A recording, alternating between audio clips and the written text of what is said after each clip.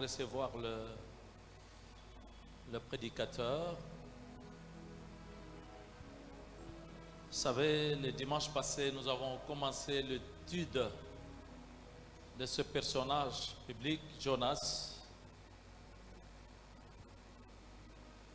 C'est un prophète, nous avons dit.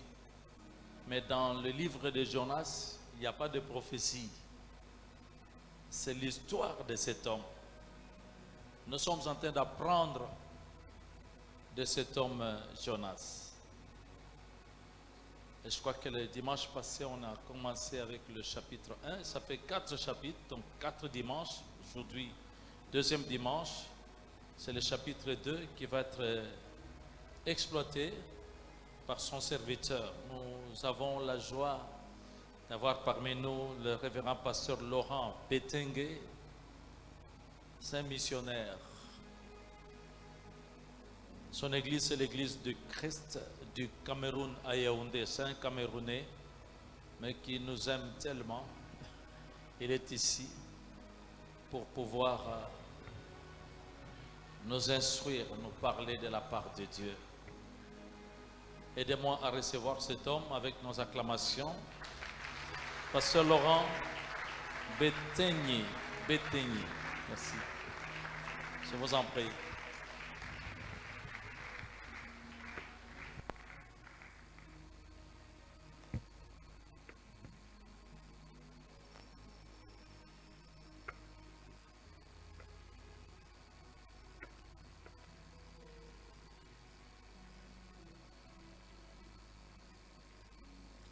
Béni soit l'Éternel Dieu qui nous donne la grâce d'être là en sa présence pour élever son Saint-Nom, parler de sa part. Tu es digne, toi seul, de recevoir l'honneur, la puissance, sa majesté au-dessus de toute majesté. Parle-nous ce matin, nous sommes en ta présence. Dis-nous ce que nous sommes et ce que nous devons devenir. Selon ta préscience. Au nom de Jésus, nous avons prié. Amen.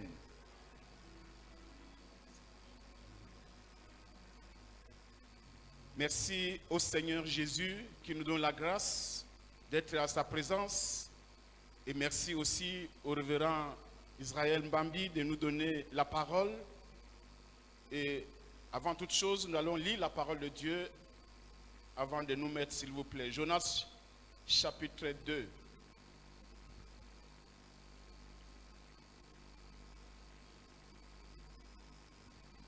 Nous sommes dans Jonas chapitre 2. Nous lisons la parole du Seigneur. L'Éternel fit venir un grand poisson pour engloutir Jonas. Et Jonas fut dans le ventre du poisson 3 jours et 3 nuits. Jonas, dans le ventre du poisson, pria l'Éternel son Dieu. Il dit, dans ma détresse, j'ai invoqué l'Éternel et il m'a exaucé. Du sein du séjour des morts, j'ai crié et tu as entendu ma voix. Tu m'as jeté dans l'abîme, dans le cœur de la mer, et les courants d'eau m'ont environné. Toutes tes vagues et tous tes flots ont passé sur moi. Je disais, je suis chassé loin de ton regard, mais je verrai encore ton saint temple. Les eaux m'ont couvert jusqu'à m'ôter la vie. L'abîme m'a enveloppé. Les oiseaux ont entouré ma tête. Je suis descendu jusqu'aux racines des montagnes. Les barres de la terre m'enfermaient pour toujours. Mais tu m'as fait remonter vivant de la fosse.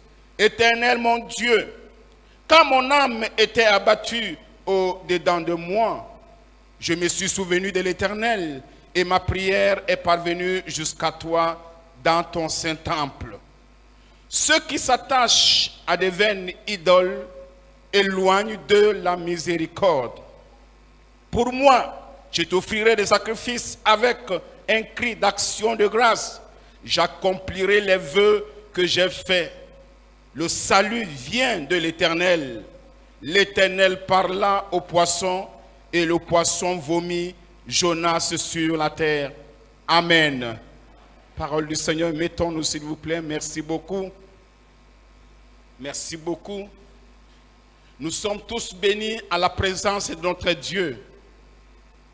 Il est celui qui nous donne encore la grâce d'être là parmi les vivants ce matin, non seulement pour écouter sa parole, mais aussi pour répondre à son appel, pour l'adorer et le glorifier. Ce thème que nous avons abordé par son serviteur qui a reçu cette révélation, il est très profond, il est un message très grand, très large. Je crois que nous pouvons parler de ce message pendant même un mois, parce que j'ai découvert beaucoup de révélations, beaucoup de choses dans ce passage. Je voudrais encore une fois de plus parler de Jonas, pour qu'on comprenne qui est cet homme et qui nous sommes aussi. Est-ce que nous sommes semblables à lui? Est-ce que nous avons eu aussi le même appel que Jonas? Ou nous avons vécu, ou nous vivons comme Jonas? Comme disait le révérend, ce n'est pas une prophétie, mais c'est une histoire. Et une histoire qui s'est passée, bien sûr, vraie, et qui a une signification. Jonas vécut du temps de Jéroboam II. Il fut un prophète d'Israël. Son nom signifie colombe. Donc, ça signifie la colombe que vous connaissez très bien. Il devint le premier missionnaire en pays étranger. Christ atteste le caractère historique de Jonas, de l'épisode du grand poisson et de sa prédication aux habitants de Nive. Alors, le livre de Jonas baigne dans le surnaturel. Et quand nous voyons parler du poisson, du ventre du poisson, du ver ou du chaud de l'Orient, et bien sûr un miracle de la repentance de toute la ville de Ninive. Jonas, il a le un caractère de façon dont Dieu s'occupe de lui, préfigure dans ces grandes lignes l'histoire future de la maison d'Israël. Cependant, Jonas, avant tout le type de Christ, il est avant tout le type de Christ. Il a été envoyé comme Christ a été envoyé. Il est entré dans le ventre du poisson, il est ressuscité. 3 jours. Il en est ainsi de Christ aussi, qui est mort et qui a ressuscité après 3 jours. Il est l'image de tout chrétien qui est appelé pour annoncer la bonne nouvelle partout dans le monde entier. Eh bien, quand nous parlons aussi de son origine, Jonas, fils de Amittai, le village natal de Jonas était Gad, Épher, territoire de Zabulon, au nord de Nazareth, en Galilée. Les pharisiens se trompaient en disant qu'aucun prophète ne pouvait sortir de la Galilée. Et nous voulons dire à quelqu'un ce matin, certainement ton origine n'inspire pas vie et ton origine ne te fait même pas connaître quelque part. Ton origine ne t'annonce même pas un avenir meilleur. C'est-à-dire que tu es négligé, on ne te connaît pas, mais selon Dieu, c'est très significatif. C'est-à-dire que Dieu te connaissait Même si les hommes ne te connaissent pas d'où tu viens, négligé, abandonné, ignoré même, mais Dieu te connaît. Et il en était ainsi de Jonas. D'où il est venu, il était négligé, mais c'était un prophète de Dieu qui a fait un travail énorme. Continuant à parler de Jonas, nous allons constater que Jonas, quelque part, pour le connaître, il y a des signes. C'est-à-dire comme un fuyard. Parce qu'à un moment donné, quand il reçoit le message de Dieu, alors il regarde là où il va, il se dit non, c'est pas possible. Je suppose, si je vais là-bas, certainement on va m'égorger, on ne va pas me recevoir. Et d'ailleurs, la ville où Dieu m'envoie, ou le pays, est, n'est-ce pas, méchant. Alors, il a fui devant Dieu. Ici, il fuit devant l'Éternel qui l'appelle, qui l'envoie, qui lui donne une mission. Et comment est-ce qu'on peut reconnaître un Jonas? Ou alors je peux reconnaître un Jonas, que je suis Jonas dans ma vie. J'ai été content le dimanche passé où le révérend a dit: nous sommes tous des Jonas. Au-dedans de moi, je dis, moi aussi je suis Jonas. Je me suis posé cette question. Il dit, nous sommes tous des Jonas. Eh bien, oui, nous sommes des Jonas quelque part. Oui ou non, mais quelque part, je me retrouve en train de devenir un Jonas, ou d'être un Jonas, ou de copier Jonas, ou de me comporter comme Jonas.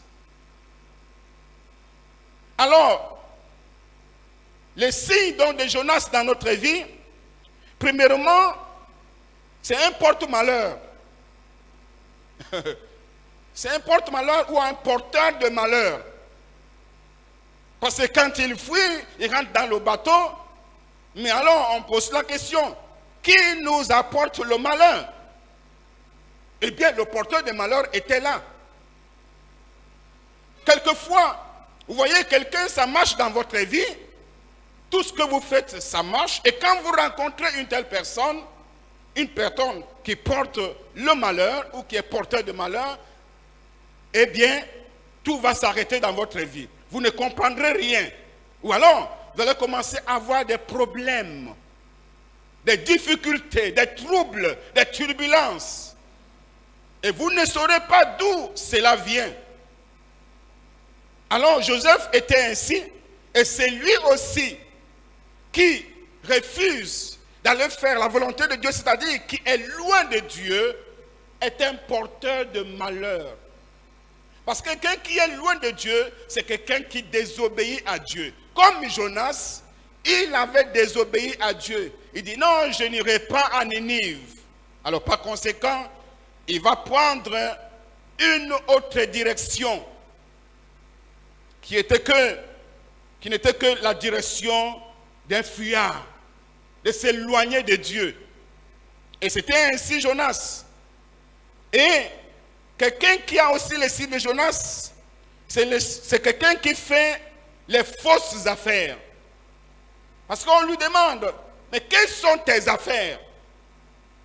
Eh bien, Jonas aujourd'hui est perdu parce qu'on ne sait même plus qu'est-ce qu'il fait exactement. Parce qu'il est un fuyard et il vient porter malheur aux autres. Donc, il fait les fausses affaires. Et quand vous vivez déjà les fausses affaires quelque part, ça veut dire que Dieu n'est plus avec vous.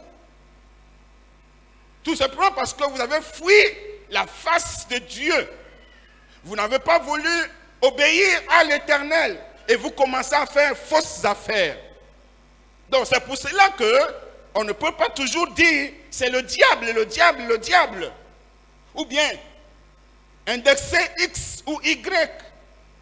Quelquefois, Dieu est l'auteur de tout ce tribunal parce que quand vous désobéissez à Dieu, ça veut dire que vous vous éloignez de Dieu et Dieu aussi s'éloigne de vous.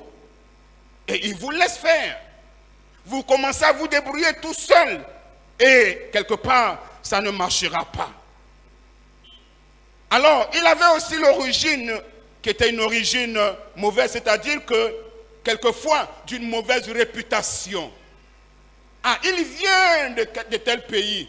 Oh, ce pays où il vient là, mais alors là, ça ne va pas. Nous connaissons bien le pays. Là, ça ne marche pas. Hein. Excusez-moi, si je peux le dire quelque part. Hein. Et, vous savez, au Cameroun, on aime beaucoup le Congolais. Si je vais au Cameroun avec un Congolais, bien je vais avec le révérend, alors ils seront prêts à le recevoir et à l'entretenir que moi. Et c'est ça le Camerounais avec le Congolais. Mais pendant mes voyages missionnaires, j'ai pu remarquer, et quand je voyage, j'arrive quelque part, je rencontre un Congolais, c'est-à-dire de notre pays ici, les gens, rapidement et facilement, on le reconnaît. On le reconnaît pourquoi? Parce que sa façon de marcher, sa façon de s'habiller, on dit, oh, voilà un Congolais. Parce qu'il a toujours les épaules, voilà, carrées. Je suis là. Et quand il s'habille, on dit, mais voilà. Oh, il vient. À l'époque, on disait, il vient du Zaïre. Et quand j'arrive, par exemple, à Brazzaville, on dit, ah, nos frères là, ils nous ont déçus. Oh, je n'ai pas compris cela. Mais pourquoi? Et j'étais encore tout nouveau, je ne comprenais pas, et je passe. J'arrive en Afrique du Sud, on me dit, mais vous voyez, si en Afrique du Sud ici, on a fermé Western Union, ça ne marche pas ici, c'est à cause des Congolais et des Nigérians. Alors, je dis, mais quelle est cette réputation? Or, ce qu'on peut donner une mauvaise réputation, c'est ce que Dieu a choisi. Et c'est ce que Dieu connaît. Comme Jonas, par exemple.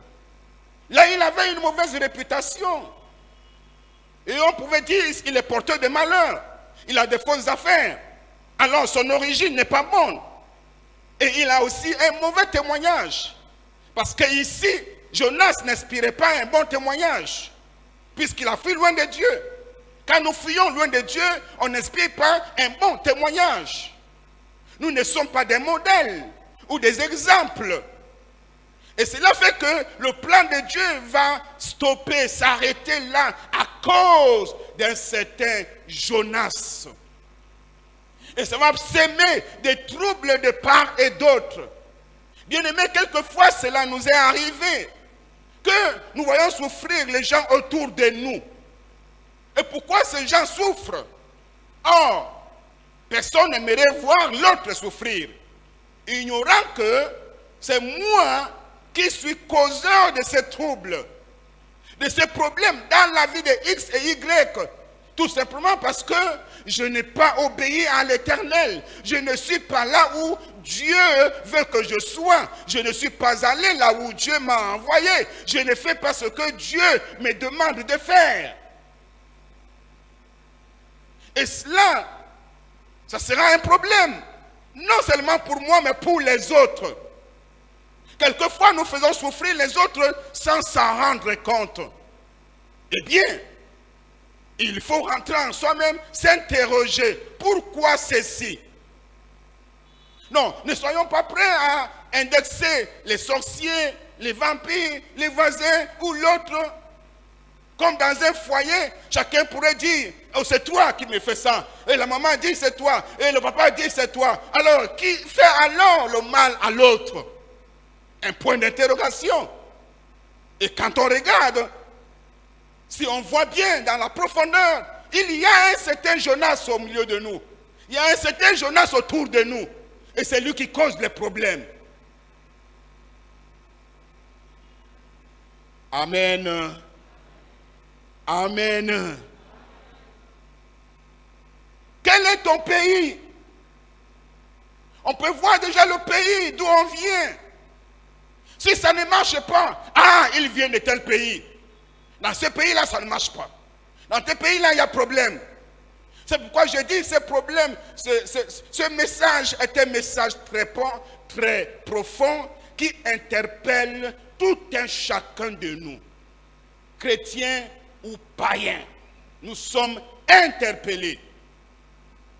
J'ai toujours entendu ici, on a toujours dit, oh, le Congolais n'aime pas le Congolais, il n'aime pas son frère. Oh, c'est lui qui parle là, en disant le Congolais n'aime pas son frère, lui il est aussi Congolais.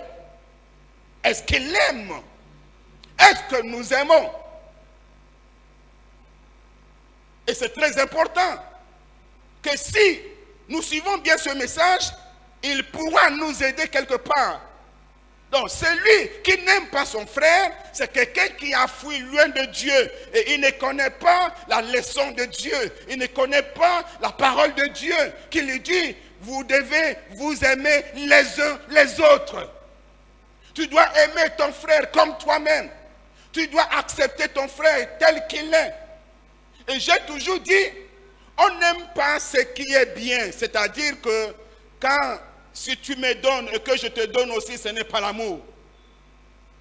Or, l'amour, c'est accepter ce qui est mauvais. Même ce qui est mauvais. C'est-à-dire, accepter la personne telle qu'elle est. Même si elle est une mauvaise personne. Et c'est ce que Dieu a fait, bien sûr. Il a envoyé Jésus pendant que nous étions pécheurs. Pendant que nous étions malheureux, loin de Dieu. Dieu a envoyé Jésus-Christ pour venir nous sauver. Amen, amen. Quelle bonne nouvelle. Toi et moi, nous étions perdus. Vous et moi, nous étions égarés, loin de Dieu. Nous étions pécheurs. Nous n'étions pas bons quand Jésus est venu. C'est pourquoi nous aussi, nous devons accepter les autres tels qu'ils sont. Et certainement, par notre obéissance à Dieu, en répondant à la mission de Dieu, nous pourrons changer la vie d'une personne. Et c'est ce que Dieu nous demande. Quel est ton pays? Alors, on peut reconnaître quelqu'un ou un Jonas par son pays. C'est-à-dire, s'il est un porteur de bénédiction, très bien, il a obéi à Dieu. Mais s'il est un porteur de malédiction ou de malheur, quelque part, il fuit Dieu. De quel peuple es-tu? Et encore, c'est là la question. Ce n'est pas pour autant dire que, comme nous sommes là, nous allons nous haïr au tel peuple, telle tribu, tel cela. Non. Nous sommes tous issus de Dieu. Et nous sommes les fils. Nous sommes les enfants de Dieu. Nous sommes la famille de Dieu. Et nous devons nous accepter tous. Et c'est ainsi que Dieu sera glorifié dans notre vie. Lorsque quelqu'un désobéit à la voix de Dieu, il fuit loin de Dieu. Comme dans Genèse chapitre 3, n'est-ce pas, verset 8 à 10, qu'est-ce qui s'est passé avec cet homme de Adam? Adam a fui loin de Dieu. Pourquoi? Parce qu'il avait désobéi. Il a mangé le fruit défendu. Et il est allé loin de Dieu. Dieu vient le chercher dans le jardin d'Éden. Dieu ne le verra pas. Où es-tu, Adam? J'ai entendu ta voix. Et je me suis caché. C'est ainsi que Jonas s'était caché. Parce qu'il a entendu la voix de Dieu quelque part. Et quand bien il revient dans le bateau, il entend aussi la voix de Dieu. C'est-à-dire, il entend la voix de Dieu dans les troubles. Dieu parlait tantôt d'une manière, tantôt d'une autre. Dans les troubles, Dieu est en train de parler. Et le message retentit. Et pour cela, Jonas se cache. Quand on se cache, on est loin de Dieu. Et on ne peut pas faire la volonté de Dieu en ce moment. Et Dieu ne pourra pas être d'accord avec nous. Et par conséquent, il va envoyer même les malheurs, même les troubles. Et tout ce que nous voyons souvent autour de nous, des troubles qui se passent par-ci, par-là, dans les familles, dans la société, à l'université, ceci. Il y a un certain Jonas qui est la causeur des troubles. Amen, amen. Nous sommes interpellés. Ça doit nous ramener au Seigneur. Et qu'est-ce qui arrive quand nous voyons quelqu'un qui a désobéi à Dieu? Sa vie de prière baisse. Il ne prie plus comme auparavant. Il était avant, eh bien, un feu dans la prière. Il était puissant dans la prière. Il était persévérant. Il était fort. Mais à partir du moment où il fut loin de Dieu, sa vie de prière baisse.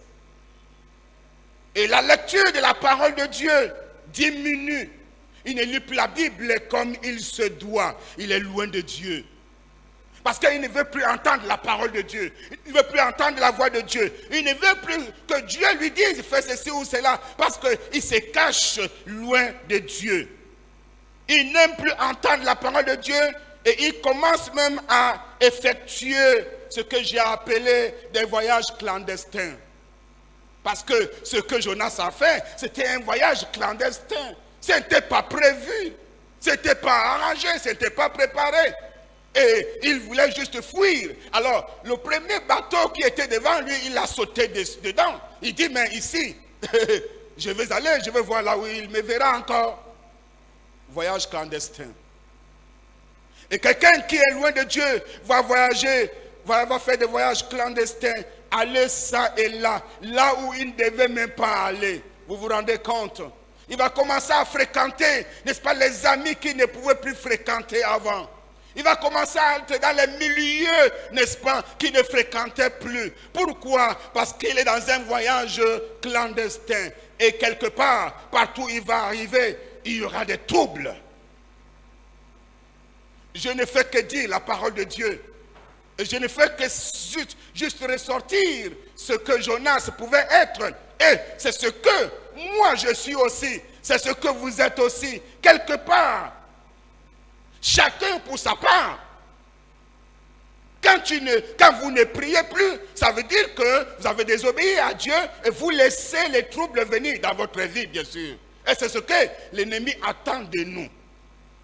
Oh, la Bible nous dira toujours de prier sans cesse. Et quand il commence à fréquenter des milieux, des endroits qui n'étaient pas connus, des endroits inhabituels, et voilà un certain Jonas. Quelquefois, il va quelque part, il ne sait même pas là où il va. Et quand il arrive là-bas, c'est pour s'aimer bien sûr les troubles. La communion avec Dieu et avec les frères diminue. Voilà un certain Jonas. La communion avec Dieu, il ne communie plus avec l'Éternel. Et même avec les frères, il ne communie plus aussi. Quand vous le cherchez, vous ne le verrez plus. Son langage a changé. Il est absent de la prière. Il est absent dans les réunions, n'est-ce pas, de la semaine, dans les réunions de dimanche. Il est absent. Il est absent. Il ne peut plus prendre de place, n'est-ce pas, à l'évangélisation, à tout ce qui concerne Dieu.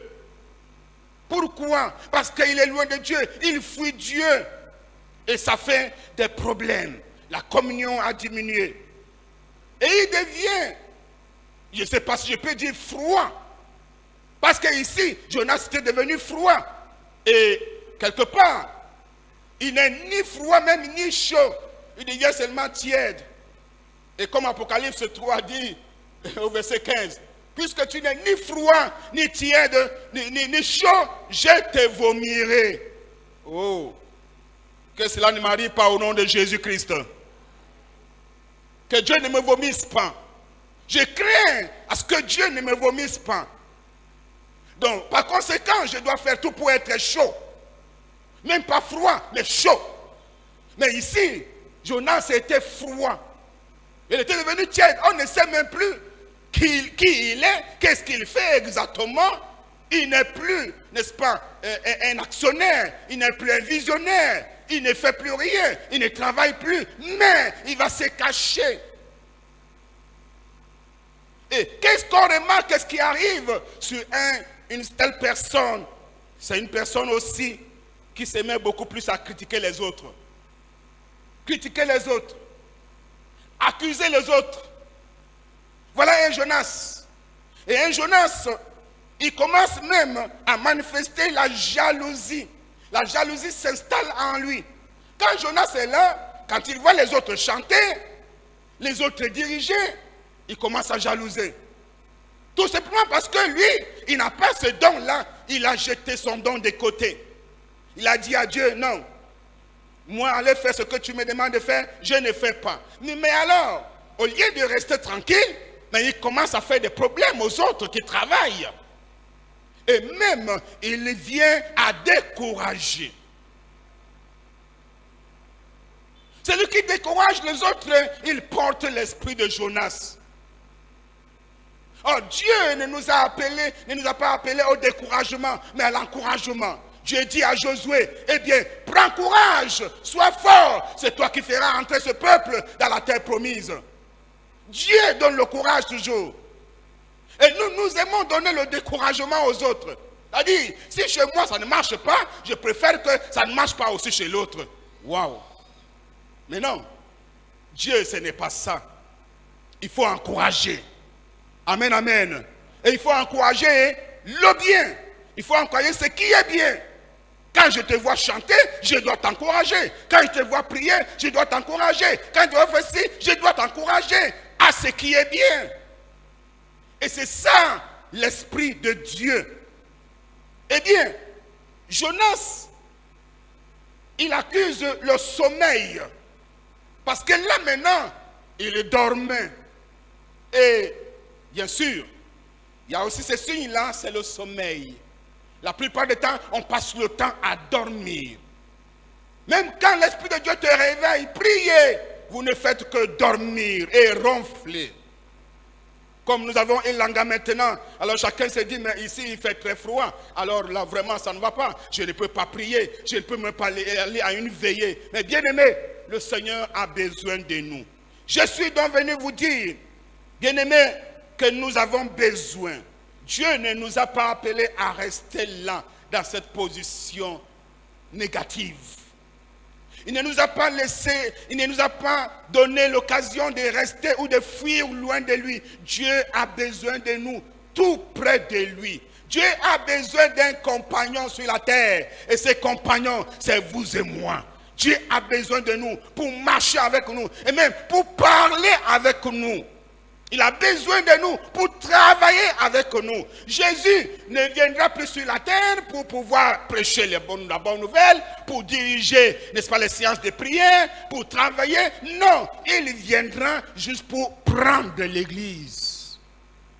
Et le reste des choses sur la terre, c'est nous qui devons le faire.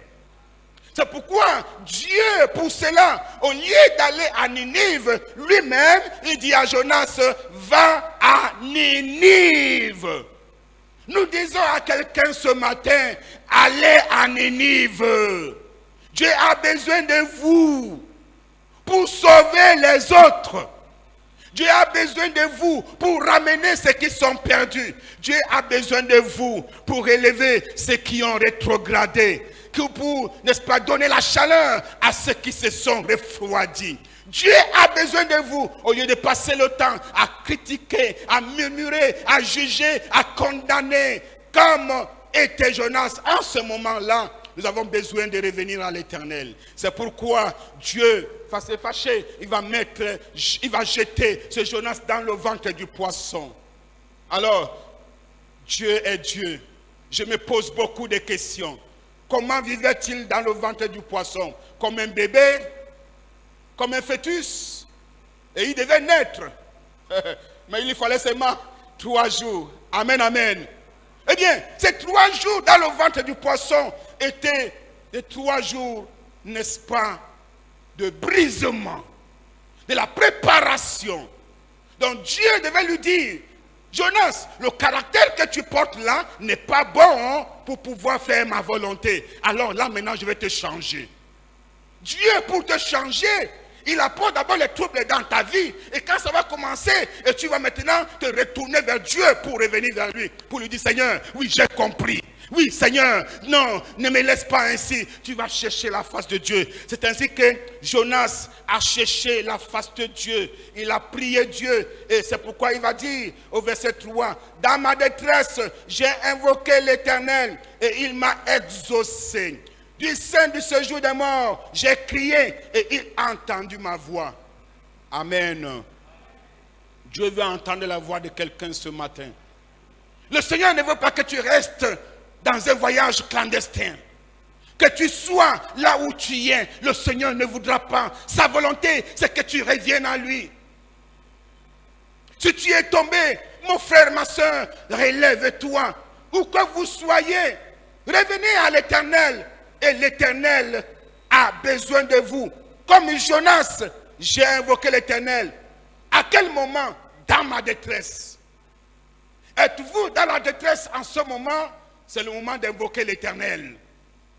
N'allez pas voir un marabout, un féticheur ou qui que ce soit, mais retournez-vous vers l'Éternel parce que c'est lui qui tient votre vie dans la paume de sa main. Et c'est lui qui connaît votre vie plus que quiconque. Et si vous l'invoquez, oh, il est fidèle. La Bible dit, vous m'invoquerez et je vous répondrai. Alléluia. Et il a dit encore, quiconque invoquera le nom du Seigneur sera sauvé. Et si vous invoquez l'Éternel, juste, saint, amour, plein de compassion, il revient et il va vous donner la vie. C'est pourquoi, bien-aimés, voilà donc cet appel dont Jonas a crié à l'Éternel. Eh bien, au verset 10, il dit, le salut vient de l'Éternel. Je veux dire à quelqu'un ce matin, ton salut vient de l'Éternel. Seul l'Éternel peut te sauver. Ce qu'un homme ne peut pas faire dans ta vie, l'Éternel le fait. Il a fait pour moi. Chaque fois que j'ai voyagé dans les difficultés, dans la détresse, j'ai invoqué le nom du Seigneur. Le Seigneur m'a exaucé. Et moi aussi, j'étais comme Jonas. Je fuyais l'Éternel. Je fuyais le service de Dieu. C'est par là que je vais terminer, bien-aimé. Quand le Seigneur m'a appelé, très jeune, il m'a appelé quand j'avais l'âge de 17 ans. Et j'ai commencé à expérimenter le service de Dieu. Mais à un moment donné, j'ai dit non. Le travail de Dieu, c'est difficile. Je ne peux pas. Qu'est-ce que ça veut dire? Vous restez à l'église et puis vous tendez les paniers, donnez. Parfois on ne donne pas. Moi, j'aimerais aller travailler. Je vais être un grand homme. Alors, Seigneur, laisse-moi avec ces affaires de prêcher l'évangile. Et j'ai commencé à fuir. Quelquefois, je fuyais l'église. Mais bien aimé, quand vous êtes à Dieu, même si vous allez où, il va vous ramener toujours. Quelquefois, j'allais auprès même des païens. Les païens nous disaient, mais toi, ta place n'est pas ici. Hein? Ta place n'est pas ici, Laurent. Oh, elle est où alors? À l'église. Quand j'arrive à l'église, après avoir fui pendant peut-être 1 mois, 2 mois, j'arrive là-bas, je commence à pleurer. Et pasteur, priez pour moi. Pourquoi? Parce que ça ne marche plus. Et pour terminer, bien-aimé, ce qu'on appelle la lutte de Dieu avec Jacob, j'ai connu cela. Parce que quelque temps après, j'ai dit à Dieu, Seigneur, en fait, envoie quelqu'un d'autre. Moi, ne regarde plus. Je me dis, bon, tu vas accepter. Parce que c'est moi qui t'ai choisi. Et une nuit, bien-aimé, le Seigneur apparaît devant un écran de télévision. Jésus autour de ses disciples. Et moi, je suivais cela. Et il dit, allez par tout le monde et prêchez la bonne nouvelle à toutes les faites de toutes les nations des disciples. Et quand il a dit, c'est comme s'il m'a frappé un coup de marteau. Je suis tombé par terre, j'ai commencé à prier. J'ai dit non, Seigneur, pas moi. Je refuse. Il me dit, tu vas aller. J'ai dit, Seigneur, je ne veux pas. Alors, c'est comme un homme fort. Il est venu, il a commencé à enlever les os de mon corps. Et je suis devenu faible. De 20h à 2h du matin, c'était la lutte. Jusqu'à ce que j'ai dit, Seigneur, laisse-moi comme cela et je vais aller. Le Seigneur a disparu, il est parti. Depuis ce jour-là, j'ai pris la décision. C'était en 1986. J'ai pris la décision, j'ai dit, désormais, je vais servir Dieu la vie ou la mort. Que Dieu te bénisse, qu'il soit avec toi. Merci beaucoup.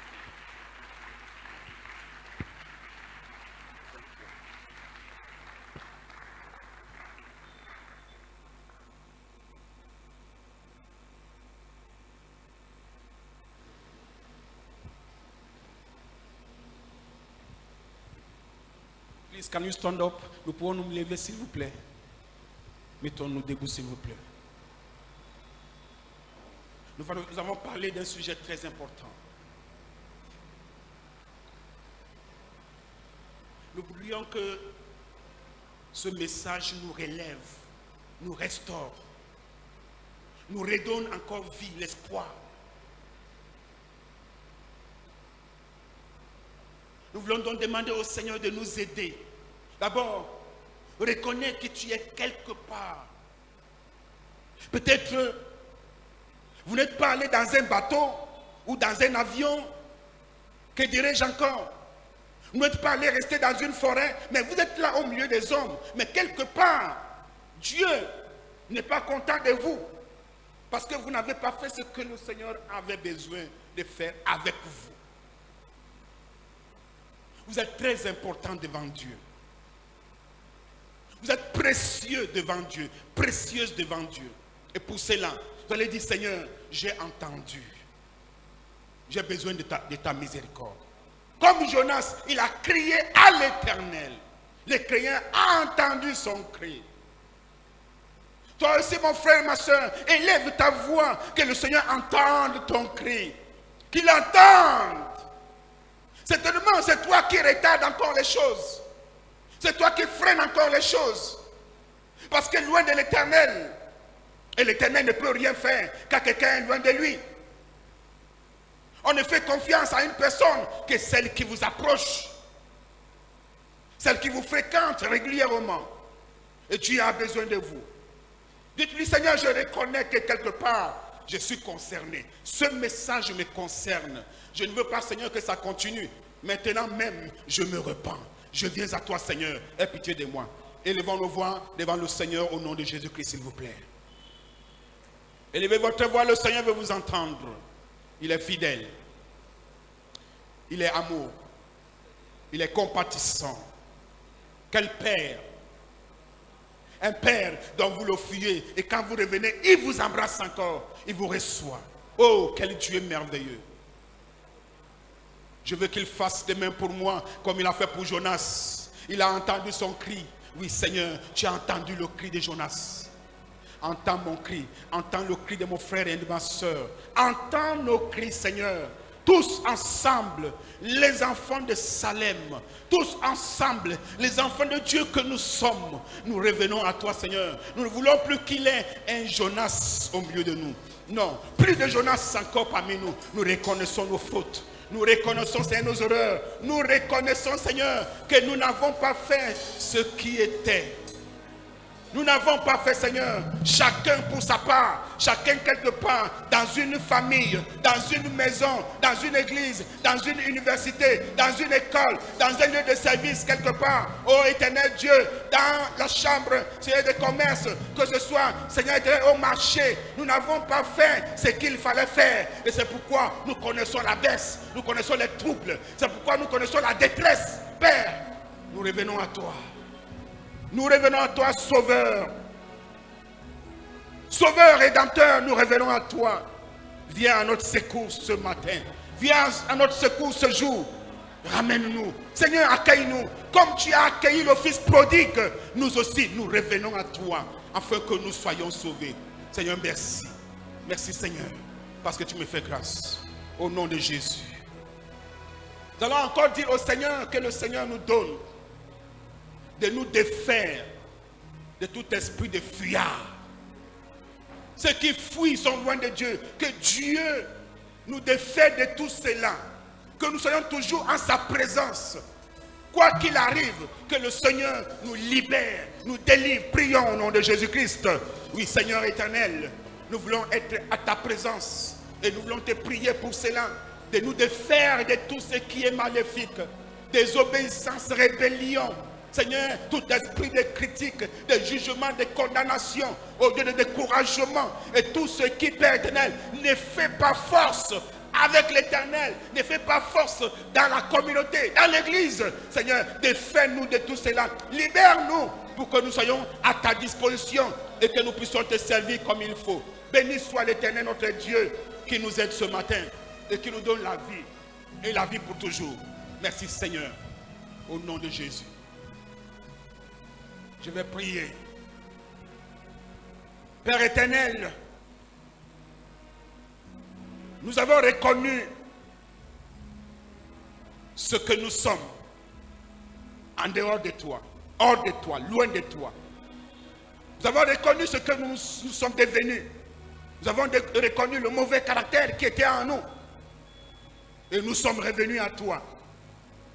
Maintenant, Père, nous te prions de nous guérir. Car la Bible dit que tu as envoyé ta parole et ta parole nous guérit.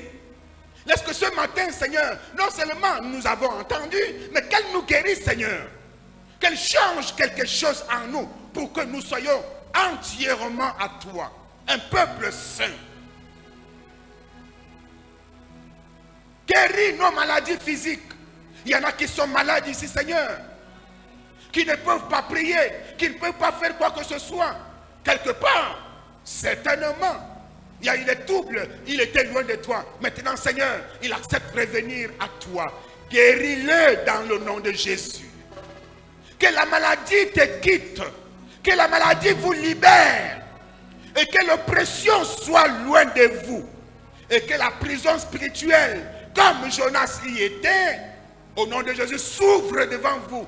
Et que vous sortez au nom de Jésus-Christ. Seigneur, merci parce que tu es fidèle. Ta parole est la vérité. Comme elle est sortie, elle est venue faire son travail dans nos cœurs. Que nos cœurs soient doux.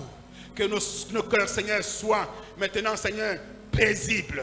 Que nos cœurs soient dans la joie.